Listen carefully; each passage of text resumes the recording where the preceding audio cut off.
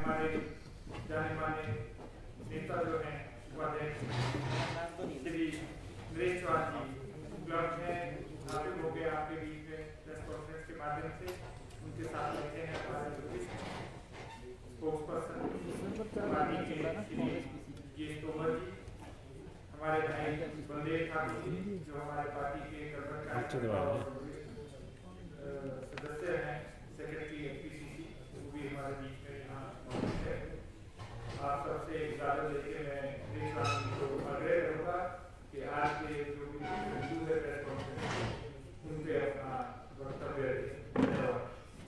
नमस्कार, आप सभी का स्वागत है मेरे साथ राजीव जी। जैसे जैसे चुनाव देश का आगे बढ़ रहा है, हिमाचल में इलेक्शंस का भी बहुत महत्वपूर्ण चुनाव है देश के चुनाव के साथ। जिस प्रकार से मैं दो मुद्दों में बात करूंगा, एक देश का चुनाव और दूसरा हमारा क्षेत्र इलेक्शंस जो हिमाचल प्रदेश। 10 साल तक भाजपा की सरकार 2014-2019 में देश के प्रधानमंत्री नरेंद्र मोदी जी ने जिस प्रकार की बड़ी बड़ी बातें देश की जनता के सामने रखी, अच्छे दिनों की बातें आई कि देश की जनता के देश के अच्छे दिन आए। 10 साल राज करने के बाद उन चीजों का जवाब देने के बावजूद आप देश को किस दिशा में पहुंचा जा रहे हैं। आज मीडिया की सुर्खियां हैं कि देश के प्रधानमंत्री अपने प्रचार में इस बात का जिक्र कर रहे हैं कि कांग्रेस अगर सत्ता में आएगी तो राम मंदिर पे बुलडोजर चलेगा। बड़ा दुख हुआ जब अखबार पढ़े, बहुत दुख हुआ। दुनिया का सबसे बड़ा लोकतंत्र उससे 10 साल तक प्रधानमंत्री रहने के बाद नरेंद्र मोदी जी देश का प्रचार इस तरह से करें, मंदिर और मस्जिद पे बात करें, और आज इतने स्तर तक पहुंचे, पूरे 40 दिनों के प्रचार में मंगलसूत्र तक पहुंचे, मंदिर मस्जिद तक पहुंचे, हिंदू मुस्लिम तक पहुंचे। लेकिन जैसे जैसे चुनाव आगे बढ़ा, भाजपा की और नरेंद्र मोदी जी की इनकी टीम की बौखलाहट साफ हुई। ये मैं नहीं कहता, ये पूरा मीडिया देख रहा, पूरा देश देख रहा। आज इसी का परिणाम है कि आज उन्होंने इसको एक कदम आगे बढ़कर भारत जैसे लोकतंत्र में जहां 140 करोड़ लोग रहते हैं, वहां मुद्दों की कमी नहीं है, लोगों की समस्याओं की कमी नहीं। 10 साल तक जो प्रधानमंत्री सत्ता में रहे, आज वो इन बातों को लेके चर्चा करें। साफ तौर पर लोकतंत्र को मजबूत करने की जरूरत है। प्रभु श्री राम में ये आस्था का विषय है, ये चुनाव का विषय हो ही नहीं सकता। राम जी के नाम पे चुनाव लड़ना, मंदिर के नाम पे चुनाव लड़ना बहुत दुखद है। चुनाव के मुद्दे जनता से जुड़े हुए, देश से जुड़े हुए, बेरोजगारी से जुड़े हुए, किसानों से जुड़े हुए होने चाहिए।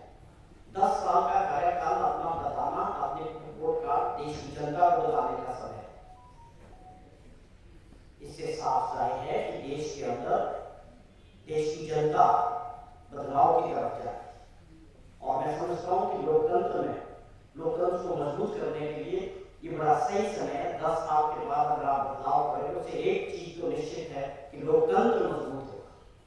जो लगातार सरकार में बैठे रहेंगे, उनको लगता है कि जो वो कर रहे हैं वो जनता उसको एक्सेप्ट कर रही है, उसके उनके फैसलों में, उनकी सोच में तानाशाह प्रवृत्ति दिखती है। अगर आज देश नहीं रोकेगा तो ये सारा कंट्रोल एजेंसी के द्वारा देश को करे। मैं समझता हूँ देश की जनता इस बात को समझ रही है और बदलाव की तरफ जाए, और यही बौखलाहट माननीय प्रधानमंत्री जी के भाषणों में दिख रही। कांग्रेस पार्टी को और कांग्रेस पार्टी के नेताओं को गालियां देना और कोसने का काम। ये अपने आप में भारत जैसे लोकतांत्रिक देश में बहुत दुर्भाग्यपूर्ण है। हम फिर से एक बार, जब से कांग्रेस पार्टी का मैनिफेस्टो घोषित हुआ, उन्होंने अपना मैनिफेस्टो कांग्रेस पार्टी ने देश के सामने रखा, उसकी घबराहट भाजपा के खेमे में साफ थी, क्योंकि उस मैनिफेस्टो में हर वर्ग के लिए प्रोमिसेस है, न्याय की बात की गई है, लोगों की जो समस्या है उनको एड्रेस किया गया है। कांग्रेस पार्टी एनडीए इंडिया गठबंधन की जब सरकार बनेगी तो उस मैनिफेस्टो में ये सभी बातों को पूरा किया जाए। उसमें युवा साथी के साथ न्याय जो बेरोजगार है, किसानों के साथ न्याय जिनकी आय डबल करने की बात है, कानून के जरिए महिलाओं के साथ न्याय करने की बात है, 1 लाख रुपया उन गरीब महिलाओं को आइडेंटिफाई करके 8500 रुपया महीने का उनके खाते में डालने की बात है, और उसके अलावा भी और सभी वर्गों की जिस प्रकार से मैनिफेस्टो में जिक्र किया गया, न्याय की बात की गई, उसके बाद देश का माहौल स्वाभाविक तौर पर बदला है और उससे बौखलाहट मोदी जी की में भी। ये एक समय है, उम्मीद पूरी है कि देश बदलाव की तरफ जा रहा है और इस बदलाव से भारत और मजबूत लोकतंत्र जो है बने। सवाल हिमाचल प्रदेश का, हमारे 6 जगह जो परिस्थितियां बनी, जिन परिस्थितियों में ये बाई इलेक्शन हो रहे हैं, जैसे जैसे ये चुनाव आगे बढ़ रहा है, लोगों में गुस्सा है उन लोगों के प्रति जिन्होंने साजिश रची सरकार को गिराने की। चुनी हुई सरकार जनता द्वारा चुनी गई और जनता ने हिमाचल प्रदेश में ये पहली बार ऐसा देखने को मिला कि लोगों ने अपने निजी स्वार्थ के लिए विपक्ष के लोगों के साथ मिलकर सरकार को गिराने की साजिश की, और वो साजिश आपके सामने है, कितने दिनों तक रहा और उसका परिणाम क्या निकला कि आज इंडिपेंडेंट ट्रिब्यूनल्स की हालत है कि वो ना एमएलए है ना वो कहीं के है। ये सब कुछ हुआ, लोगों में इसको लेके बहुत गुस्सा आई हिमाचल प्रदेश, ये नहीं होना चाहिए था। जिनको लोगों ने चुना था उनको 5 साल का समय सुखविंदर सिंह सुक्खू जी की सरकार को मिलना चाहिए, और 15 महीने का जो कार्यकाल है हमारा, उसमें हमने काम किए, जो गारंटियां की कांग्रेस पार्टी की हमारी सरकार ने उसको आगे बढ़ाया। आप गलत के प्रचार करके आप बताएं क्या पूर्व मुख्यमंत्री जयराम ठाकुर ने पूरे प्रचार के दौरान अपनी पिछली 5 साल की कोई उपलब्धि दिखाई?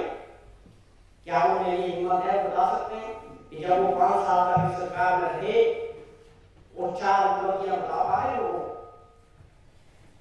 क्या इनके अध्यक्ष बिंदल साहब लोगों को गुमराह कर रहे हैं?